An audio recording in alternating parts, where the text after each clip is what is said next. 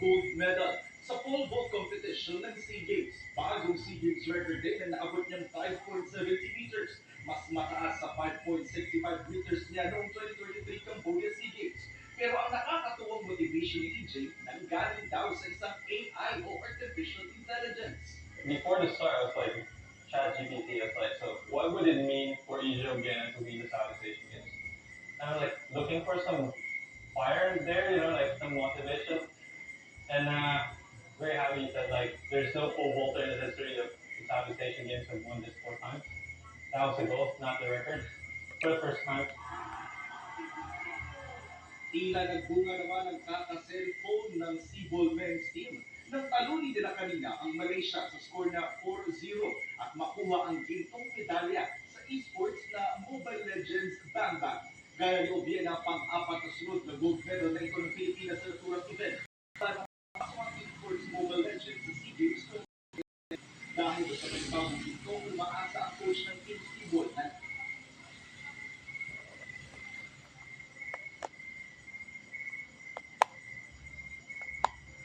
lawak pa ang pag-unawa ng publiko sa esports. Sometimes din kasi kailangan din ng mga magulang umintindi sa kung ano yung ginagawa ng anak nila kung saan sila masusunod. Hindi ko naman din po matindi mga parents na ganun kasi hindi naman po lahat ng naglalaro ng ngayon nabibigyan ng chance na mag-invent ako kaya sa amin. Kailangan ko talaga patunayan na may mga kapalakad gusto mo yung ginagawa.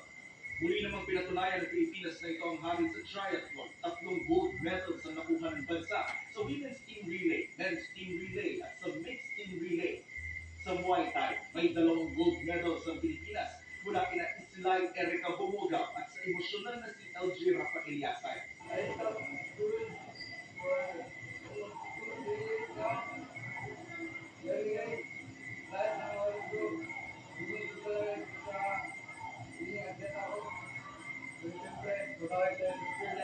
Yung kalaban ko kasi superstar po siya talaga dito. So, it feels so nice to finally beat someone at that level.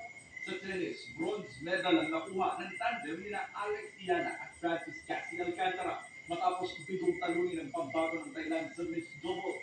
Initial feelings of disappointment, just when you lose, you give your all, but no regrets. And I think both Queenies and I, like we did everything we could. We really could have won today, but in the end, so many takeaways, and I had so much fun playing mixed doubles. Isang Pilipinong judge naman sa pencastilan ang inatake ng coach ng Malaysia na hindi umanusang-ayon sa resulta ng game kung saan ang host country na Thailand ang nanalo. Part din tayo ng protest doon, bakit sinaktan yung jury na Pilipino. Hindi naman. Okay lang po siya. Ang mga hospital ata natin, check up lang yung ito ng chicken pox. Sa water polo.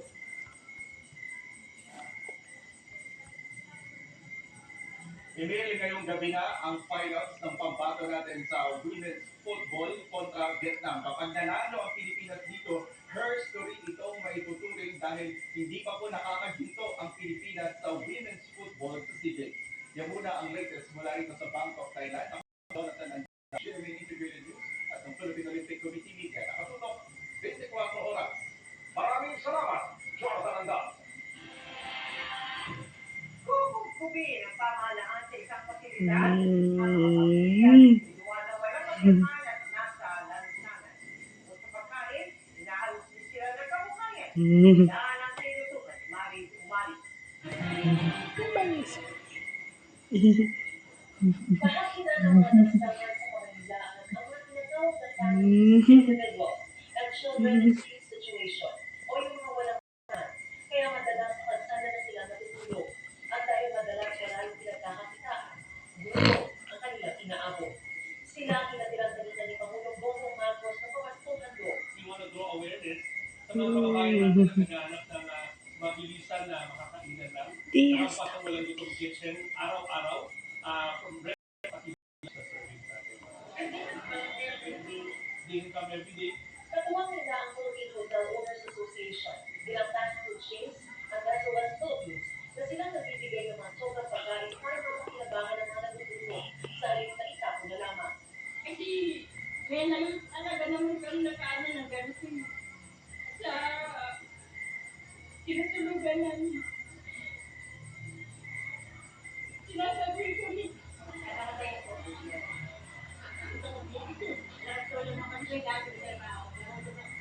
Grasya ako nung tapos hindi na makapagdala buhay ulit. Kaya bakit hanggang sa nabalitaan namin ito, nilibig pa dahil. Araw-araw wala kami pagkain. Nagkukuhan lang kami. Lilikab lang kami. Ayaw naman sumakay sa amin. Ito pagka mayroon ayaw dahil yun lang. 700 kada araw daw ang pwede mapakain dito ng naghahanap ng kainan. Pinanglaman din ni Pangulong Marcos Sinaya ang renovate na Pagawang Processing Center na magsisipin pansamantalang katulad para sa mga mahuhulog. Kasamahan nito, pinupunta ng mga families, individuals, financial benefits, and street situation o yung mga nakalansangan ng biometrics para ma-register sa government system. Lalo ang karamihan at mga birth certificate. Tapos yung mga requirements para mag-avail ng mga government assistance. So, sa ilalim din po sila sa medical, nito para malaman kung healthy o may sakit. Dahil kung may sakit, syempre, kailangan silang i-isolate. So, kabilang lamang sa mga ibigay dito, yung mga tulong para sa transportasyon, mga probinsya, ang kailangan sustainable. Dito may Bibira sa gaba. Gasi.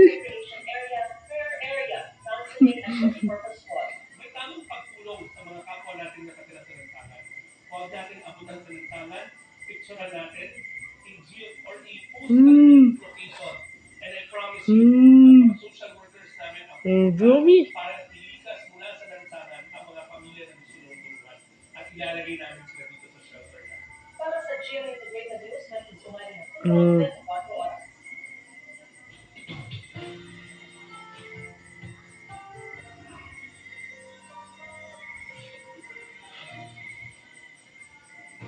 Mga kapuso, hindi lang masaya, kundi magbibigay rin ng matamis na ngiti ang ikatlong biyahe natin sa City of Smile sa Bacolod. May tradisyon doon tuwing Kapaskuhan na mahigit 20 taon na. At ang pinag-ilang biyaya aba, may ine-level up pa na pagpalipayan tayo sa pagtutukoy. Irene Pedreso ng GMA Regional TV. December 1994, nagmagdiwanag ang pangunahing kalsada sa Bacolod City dahil sa daan-daang kandila na ipinarada ng mga estudyante at guro ng STI West Negros University. Sa paglipas ng taon, ang mga kandila, unti-unti naging moderno at naging makulay na parol. Sumabay man sa nagbabagong panahon, di pa rin nawala ang tunay na diwa ng buhay payak na selebrasyon. Ang kapanganakan ni Cristo na kanlaw ng buong mundo. Sa tuwing papasok ang buwan ng Disyembre, inaabangan ng marami ang tinatawag nila ngayong Bacolod Christmas Festival of Lights. Hindi bababa sa 15,000 ng mga estudyante at guro mula sa STI West Negros University ang kumalahok sa parada ng official Christmas celebration of Bacolod City. Doing this for 39 years now. It's almost 3 decades. It's a symbolism of the birth of Jesus. ang 26 Ngayon sa Kristo. Siya ang head choreographer na isa sa pitong grupong kalahok.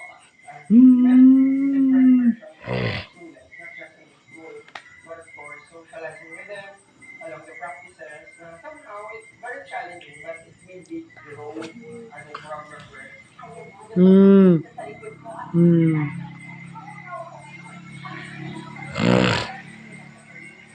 Hindi naman magtanong ko diktakan, pinigyan lang. Eto, baka ilawan na natin. Let's go!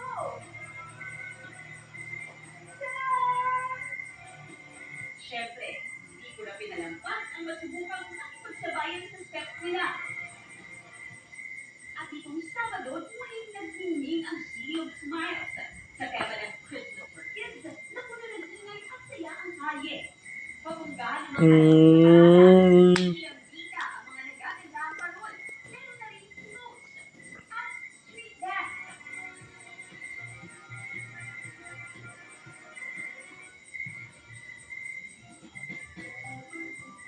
Kung kulang pa sa Christmas vibes,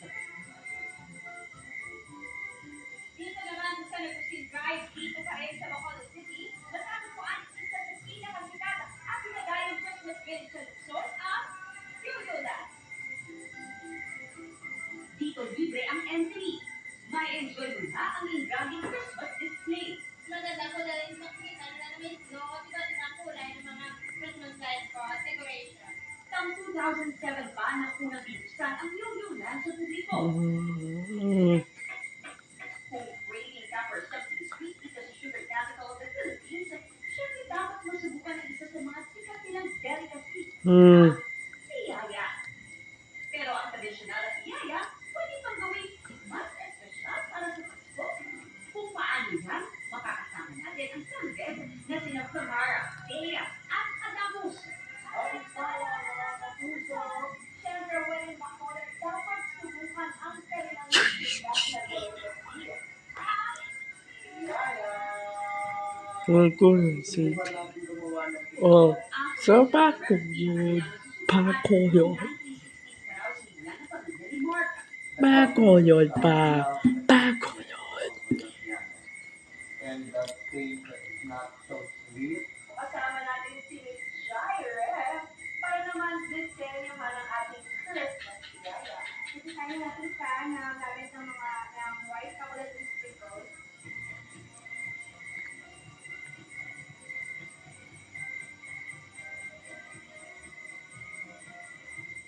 Mga kapuso, patikim pa lang yan kung gaano kasaya at katamis ang Pasko namin dito sa Bacolod City. Para sa Balikbayan, Pasko Pinoy 2025.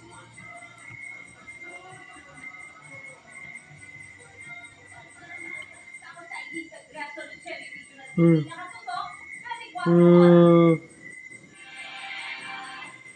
Pinunang sa Bicameral Conference.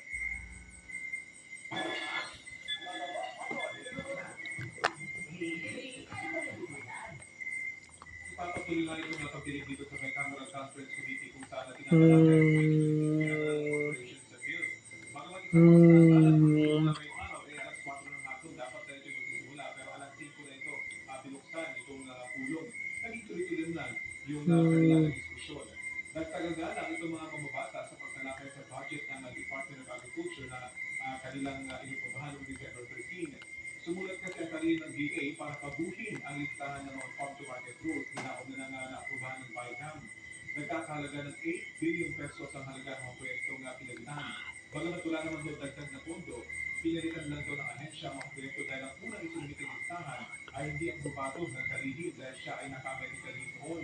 Ang bagong listahan ay base umano sa pag-aaral na ginawa ng DA para matiyak na ito ay makompleto at lubos na mapakinabangan. Maring namang ang pagpuna rito ni Senator Loren Legada, matagal na ang problema ng mga ahensya ang paghahabol ng proyekto. Narito ang bahagi ng kanyang pahayag. Hindi nangyayari yan noon. Hindi ganitong kagarapal. Ang pagpapalit-palit. Ibaba ang presyo. Sumunod. Ayon sa kanila. Itaas ang presyo. I-recompute. DPWH yan. DOTR. Realign na. Palit na naman. DA palitan. Hindi ako yun. Hindi kami yun. Walang coordinates yan. Or meron pero mali yung listahan. Yan ang sinabi ko. Tatlo na yan. O ilan pa? Baka maglapitan lahat ang ayun siya ngayon, pwede pala magpalit. Palitan namin lahat ng laman. Pareho naman ang legal eh. Mr. President, I'm sorry. I have to express my disappointment and exasperation. There has to be some discipline in government. Sa huling nilap din ng BICAM ang gusto pagbabago ng DA. Sa ngayon, inaabang natin po anong oras matatalakay yung masalimuot na budget ng DPWH. Posibleng sa ito sa mga ihuli ng BICAM dahil na ngayon ay dinihimay pa yung datos na isibigin ng DPWH. Target pa rin ng BICAM na matapos yung kanilang tulong. Yan ang latest mula dito sa TLC